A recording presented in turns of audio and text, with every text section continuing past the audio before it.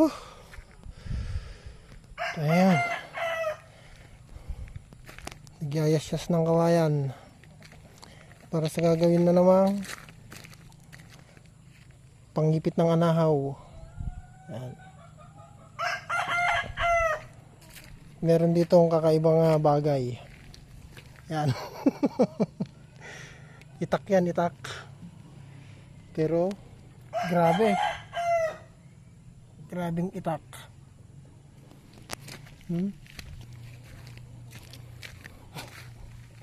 Pusang alaw. Grabe. Oh. Oh. Ito yung itak dito.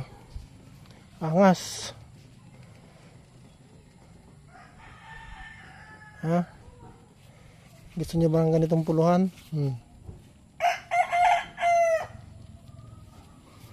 Pusang alaw.